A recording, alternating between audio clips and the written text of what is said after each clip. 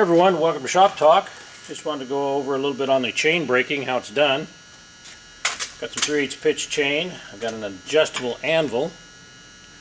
You can set this to any pitch, and you would just adjust it to the pitch, which is 3/8 on this. Line up the breaker pin.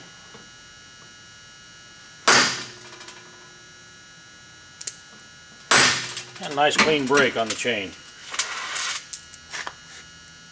To repair it, I have modified my spinner. I've got a battery operated drill mounted to it. Speeds up the process, gives a very smooth rivet to a master link and a side link. These are called presets. They have the pin right in it.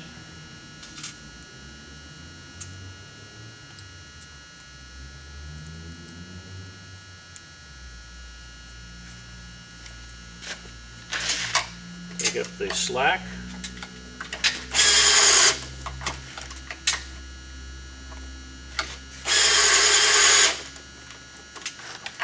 And you've got a very nice, fun rivet.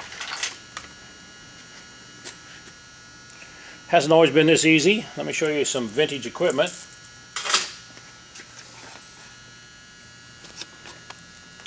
This was made by McCullch Corporation back in the 50s.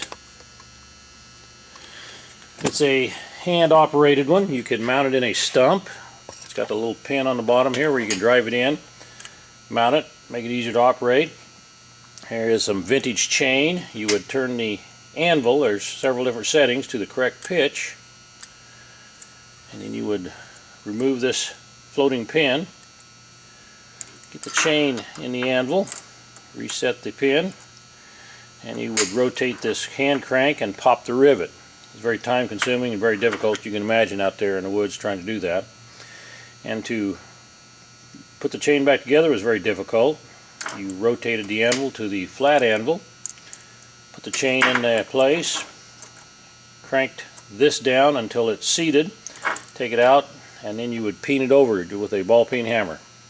Just some vintage equipment. This one's branded McCullch, part number 56224, and it says on the other side, use McCullch chain.